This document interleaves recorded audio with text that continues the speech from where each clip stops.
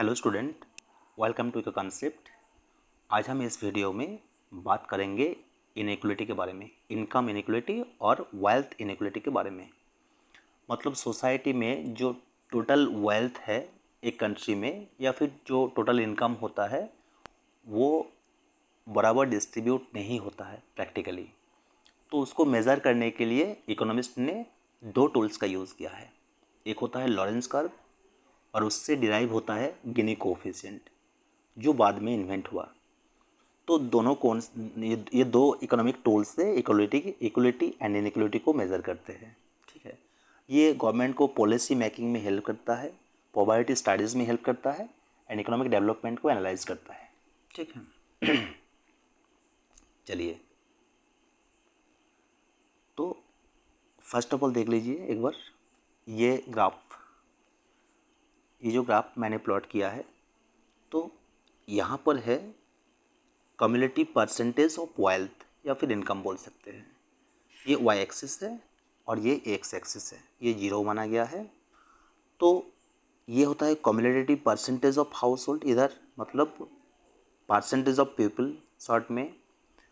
ये कम्युनिटी मतलब होता है कि परसेंटेज ऐड होते जाना, मतलब यहाँ पर 20% हो गया, इधर 40%, मतलब ये 20% जो गैप है ये 20% ऐड हुआ, इधर से 20% फिर से ऐड होगा, 60 होगा।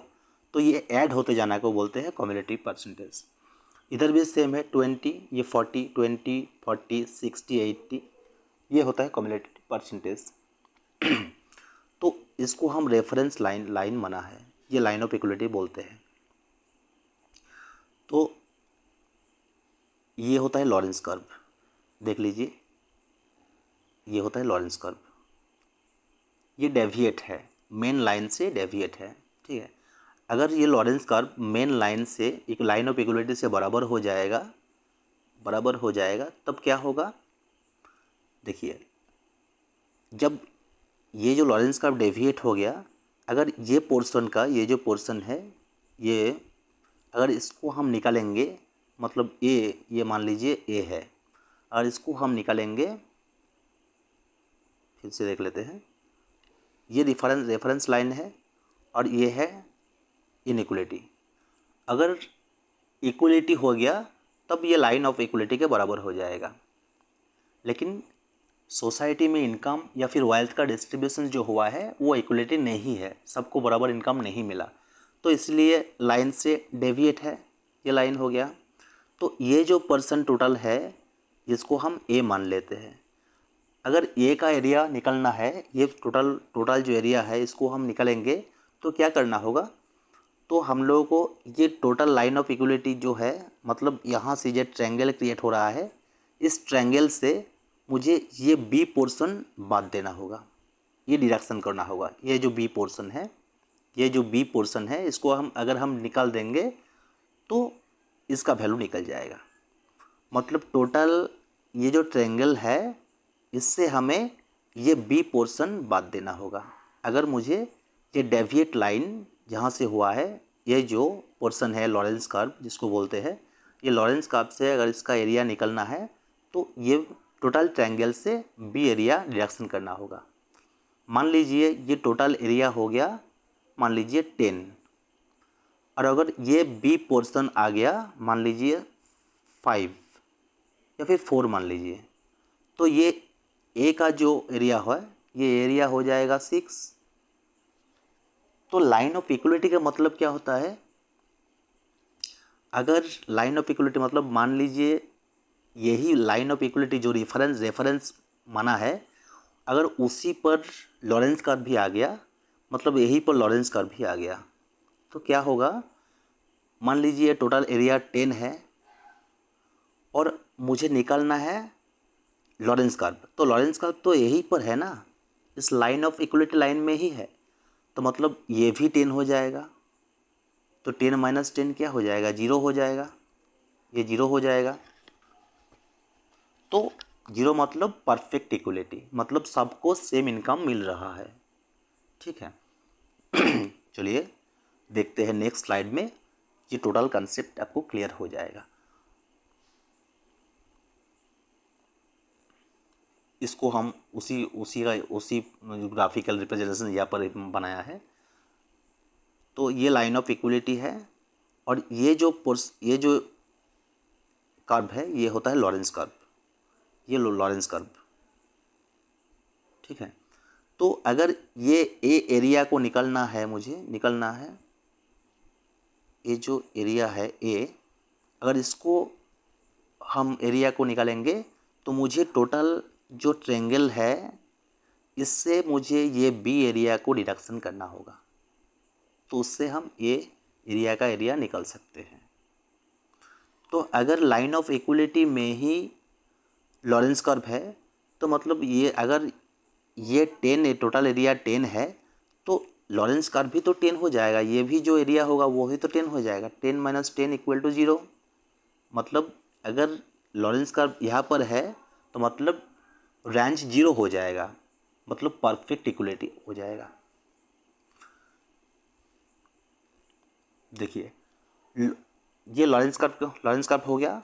और जो ग्राफिकल रिप्रेजेंटेशंस है इनकम एंड वेल्थ का लिस्ट सोसाइटी में, तो उसको हम बोलते हैं लॉरेंस कर्व, ठीक है। और गिनी कोएफिशिएंट लॉरेंस कर्व से ही डिराइव हुआ है। ये न्यूमेरिकल मेज़र है, एक स्टैटिस्टिकल मेज़र है इनकम इनइक्वलिटी का। मतलब अगर इनकम इनइक्वलिटीज़ है तो उसको मेज़र करने के लिए गिनी कोएफिशिएंट को यूज़ किया गया है। गिनी कोएफिशिएंट इंट्रोड्यूस किया गया है 1912 में और लॉरेंस कर्व 1955 में हुआ था। मतलब 7 ईयर के बाद ये गिनी कोएफिशिएंट का कंसेप्ट आया। तो इसको कैसे मेज़र करते हैं? ये मेज़र करते हैं जो Lawrence curve and line of equality है उससे हम total area under the line of equality को डिवाइड करते हैं। तो यहाँ पर गिनी कोएफिशिएंट आ जाता है। एक बार देख लीजिए यहाँ पर अगर हमको गिनी कोएफिशिएंट निकलना है तो पहले क्या करना होगा, ये जो एरिया है ये एरिया लॉरेंस है, लॉरेंस कर्व दिखाता है ये। तो ये जो लॉरेंस कर्व का जो अपर पोर्शन है लाइन ऑफ इक्वलिटी तक, ये पोर्शंस का एरिया मुझे निकलना होगा, मतलब ए हो गया। और नीचे क्या होगा, ये टोटल एरिया, मतलब ए प्लस बी, ये एरिया मुझे लेना होगा प्लस ये बी भी लेना होगा। मतलब ये टोटल ट्रायंगल की तरह मुझे डिवाइड करना है, ए प्लस बी, ठीक है। मान लीजिए ये जो पोर्शन है इसका, मान लीजिए कि ये जो line of equality and Lawrence curve का जो डिफरेंस हो गया, ये लाइन है, ये मान लीजिए हो गया 30 और ये मान लीजिए टोटल ए प्लस बी हो गया 50। मतलब अगर 0 0 कट जाएगा 3/5 मतलब 0.6 आ गया, 0.6 आ गया। तो 0.6 का मतलब है मतलब क्या होता है, अगर परफेक्ट इक्वलिटी जीरो रेंज में है, अगर ये 0 हो गया, लाइन ऑफ इक्वलिटी से ही लॉरेंस कर्व गया है तो मतलब ये 0 हो जाएगा। अगर 0 to 1 ये रेंज होता है 0 to 1। अगर 0 मतलब होता है परफेक्ट इक्वलिटी है, मतलब सबको बराबर इनकम मिल रहा है। और अगर 1 हो गया तो किसी बहुत ही कम लोगों के पास टोटल रिसोर्स होगा, मतलब मैक्सिमम रिसोर्स या फिर इनकम बहुत ही कम लोगों के पास होगा अगर एक के पास जाए। और अगर टोटल एक हो जाएगा तो मतलब 1 लोगों के पास 100% रिसोर्स है, इसका मतलब ये नहीं होता है। तो 0 के 1 में बीच में होता है। अगर ये करीब 1 के पास जाता है तो मतलब इनइक्वलिटी ज़्यादा है। आई होप समझ में आ गया आपका कंसेप्ट। तो देखिए रेंज होता है 0 to 1, ठीक है। अगर 0 हो गया तो परफेक्ट इक्वलिटी हो गया और अगर 1 हो गया तो परफेक्टली इनइक्वलिटी हो गया, मतलब किसी एक पर्सन के पास टोटल रिसोर्स या टोटल वेल्थ है। तो क्लोजर टू 0, अगर क्लोजर टू 0 के पास आता है, अगर क्लोजर टू 0 है तो मतलब इक्वलिटी आ रहा है। जितना कम होगा इसका वैल्यू, गिनी कोएफिशिएंट का वैल्यू जितना कम होगा, 0 के नज़दीक आएगा, तो उतना इक्वलिटी उस कंट्री में होगा। और अगर इनइक्वलिटी क्लोजर टू 0 1, ये जो रेंज है अगर क्लोजर टू 1 है मतलब 1 से जा रहा है, मतलब 0.9 हो गया या फिर 0.7 हो गया, तो इसका मतलब है वहाँ पर इनइक्वलिटी बहुत ज़्यादा है। तो ये था एक छोटा कंसेप्ट। आई होप आपको समझ में आ गया है। वीडियो को दोबारा देखिए अगर समझ में नहीं आया तो। अगर आपको ये कंसेप्ट अच्छा लगा तो वीडियो को लाइक एंड शेयर ज़रूर कीजिएगा और सब्सक्राइब कर दीजिएगा ताकि नेक्स्ट वीडियो आपको नोटिफिकेशंस मिल जाए। अगर ठीक है, फिर देख लेते हैं। अभी जो रिसेंट स्टडी हुआ है वर्ल्ड बैंक के द्वारा डेटा कलेक्शन किया गया है, तो उसमें इंडिया का जीडीपी है 25.5। ठीक है, ये मॉडरेट माना जाता है, मतलब बहुत ही ज़्यादा नहीं है। ठीक है, ये चाइना का है 35.7, मतलब उससे इंडिया बेटर कंडीशन में है। यूके से भी बेटर कंडीशंस है और यूएस से भी बेटर कंडीशंस है in terms of Guinea coefficient. ठीक है, और जो G7 एंड G20 कंट्री है तो उससे भी इंडिया का जो सिचुएशन गिनी कोफिशिएंट है वो बहुत ही मॉडरेट है उस मेंबर से भी, जो G7 एंड G20 का मेंबर है।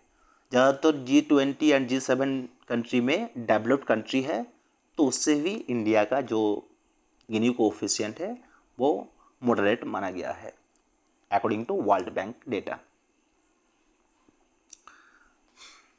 तो ये था एक छोटा कंसेप्ट। आई होप आपको समझ में आ गया। Thank you very much for watching this video and please don't forget to subscribe. Thank you very much.